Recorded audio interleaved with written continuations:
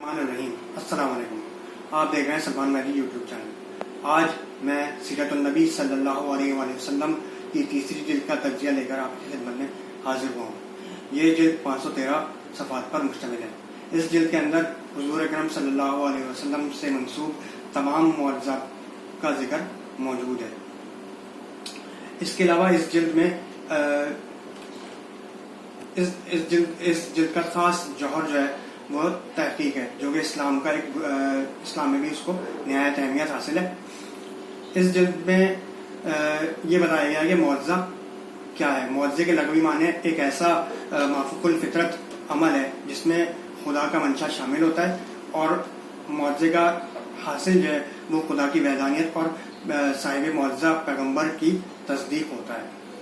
حضور اکرم صلی اللہ علیہ وسلم کو بھی اللہ تعالیٰ نے جس طرح تمام انبیاء کرام کو مختلف معجزات عطا کیے، مثال کے طور پہ حضرت صالح علیہ السلام کو اونٹنی کا معجزہ عطا کیا، حضرت عیسیٰ علیہ السلام کو جو ہے وہ گود میں بولے وہ، اور اس کے علاوہ حضرت موسیٰ علیہ السلام کو عصا کا معجزہ عطا کیا. اسی طرح حضرت محمد مصطفیٰ صلی اللہ علیہ وسلم کو بھی اللہ تعالیٰ نے معجزات عطا کیے. ان میں 4 معجزات نہایت مشہور ہیں، جن میں معراج النبی صلی اللہ علیہ وسلم کا معجزہ، اس کے علاوہ شرح صدر کا معجزہ، شق القمر کا معجزہ، اور قرآن شریف جو رہتی دنیا تک حضور اکرم صلی اللہ علیہ وسلم کا ایک نہایت اہم معجزہ ہے، وہی شکل میں ہمارے پاس جمع ہوتا رہا. قرآن شریف جو ہے تا قیامت اللہ تعالیٰ کا آخری کلام ہے، وہ بھی ایک زندہ معجزہ ہے. اچھا، اس کتاب کے اندر معجزے کے کانسیپٹ کو فلسفیانہ علوم اور سائنسی علوم اور دینی علوم کی روشنی میں مزید کلیئر کیا گیا ہے، اور اس سلسلے میں علامہ سید سلیمان ندوی کا کردار جو ہے وہ قابل تحسین ہے. اور جو ملحدین ہیں خاص طور پہ، کیونکہ معجزہ ایسی چیز ہے جس سے انسان کی عقل دنگ رہ جاتی ہے. اور ایک بات یاد رکھیں کہ جتنے بھی بڑے بڑے معجزات ہیں وہ حضور صلی اللہ علیہ وسلم کی زندگی میں وہ ہجرت سے پہلے واقع ہوئے ہیں. اور جو معجزات کا جو یہ معجزات جو ہیں کفار ہی مانگا کرتے تھے کہ بھائی اگر یہ نبی ہیں تو ان سے کوئی معجزہ ظاہر ہو جائے. تو یہ معجزہ جو خاص طور پہ شق القمر کا معجزہ جو ہے وہ کفار مکہ کے طلب کرنے پہ حضور صلی اللہ علیہ وسلم نے ان کو دکھایا تھا، جب جو ہے آپ نے انگشت مبارک کے ذریعے چاند کے 2 ٹکڑے کر دیے تھے. لیکن اس میں بھی اللہ تعالیٰ کا منشا شامل تھا، جبھی وہ معجزہ وقوع پذیر ہوا. جس کام میں اللہ کا منشا شامل نہیں ہوتا وہ معجزہ پھر وقوع پذیر بھی نہیں ہوتا. لیکن شق القمر کے واقعے کے بعد بھی کفار مکہ جو ہے وہ ایمان نہ لائے، اور جو ہے اس معجزے کو جادو اور سحر سے تعبیر کرنے لگے. اس کے علاوہ سب سے اہم جو معجزہ ہے حضور صلی اللہ علیہ وسلم کا وہ معراج النبی صلی اللہ علیہ وسلم کا معجزہ ہے. لیکن اس میں بھی وقت کا اور تاریخ کا جو ہے اختلاف پایا جاتا ہے. کچھ لوگ مسلمانوں میں بھی 2 گروہ بن گئے ہیں کہ جو ہے معراج کا موقع کب پیش آیا، اس میں اختلاف ہے. کچھ لوگ کہتے ہیں کہ یہ ربیع الاول میں پیش آیا، کچھ لوگ کہتے ہیں کہ یہ جو ہے یہ شوال میں پیش آیا ہے، کچھ لوگ کہتے ہیں کہ معراج جو ہے وہ رجب میں واقع ہوئی ہے. اس کے علاوہ ایک اور جو اختلاف پایا جاتا ہے وہ یہ ہے کہ حضور اکرم صلی اللہ علیہ وسلم کو جسمانی طور پہ معراج ہوئی یا صرف روحانی طور پہ معراج ہوئی.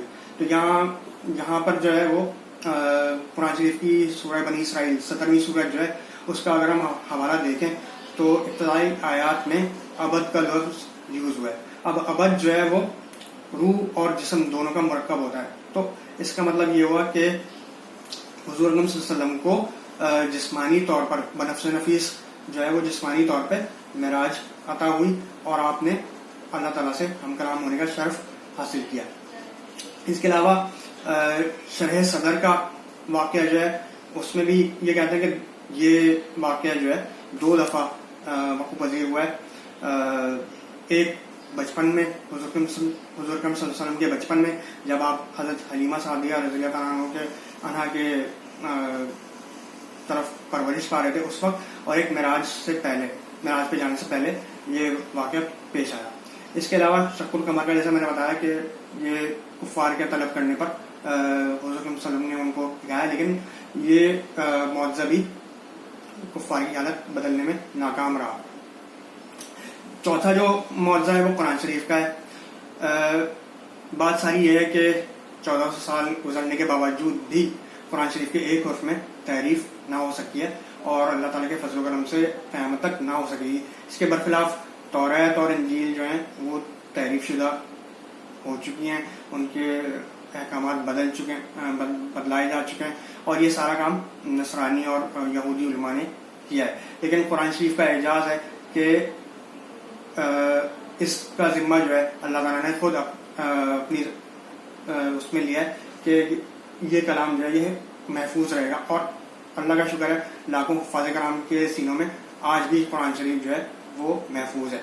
اس کے علاوہ اس جلد کے اندر حضور صلی اللہ علیہ وسلم کے کچھ خصائص بیان کیے گئے ہیں، مثال کے طور پہ کہ آپ کی امت کو، آپ صلی اللہ علیہ وسلم کی امت کو تمام روئے زمین پہ نماز پڑھنے کا حکم دیا گیا کہ بھائی مسلمان جہاں چاہے نماز پڑھ لیں۔ اس کے علاوہ حضور صلی اللہ علیہ وسلم کو رعب و دبدبہ دیا گیا کہ جنگ سے پہلے جو ہے کفار پر آپ کا رعب اور دبدبہ قائم ہو جاتا تھا۔ فتح مکہ اس کی سب سے بہترین مثال ہے، جب آپ صلی اللہ علیہ وسلم نے مکہ کو بغیر جنگ و جدل کے جو ہے وہ فتح کر لیا اور تمام لوگوں کو معاف کر دیا، تمام دشمنوں کو معاف کر دیا۔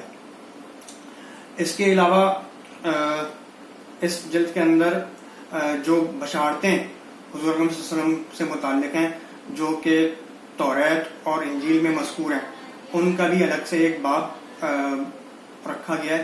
وہ پڑھ کر بھی آپ کو اندازہ ہوگا کہ حضرت موسیٰ علیہ السلام نے بھی اور حضرت عیسیٰ علیہ السلام دونوں نے حضور اکرم صلی اللہ علیہ وسلم کی بشارت دی تھی، اور جو علماء حق تھے اس وقت، یعنی کہ عیسائی علماء اور یہودی علماء جو حق پر تھے، ان کو نبی آخر الزماں کا انتظار رہتا تھا، اور جب آپ صلی اللہ علیہ وسلم کا ظہور ہوا تو حق والے جو سچے علماء تھے انہوں نے آپ پر ایمان لے کر آئے، لیکن زیادہ تر علماء ایسے تھے جنہوں نے آپ کی نشانیوں کو چھپایا اور لوگوں سے مخفی رکھا۔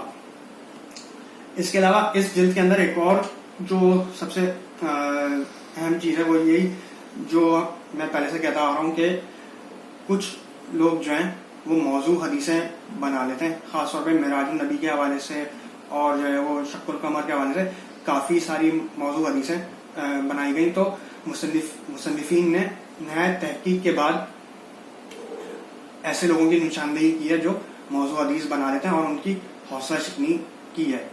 تو میں تو یہ ریکویسٹ کروں گا کہ جو بھی چیز آپ پڑھیں اس کی صحیح تحقیق کر لیں، یہ نہایت ضروری ہے۔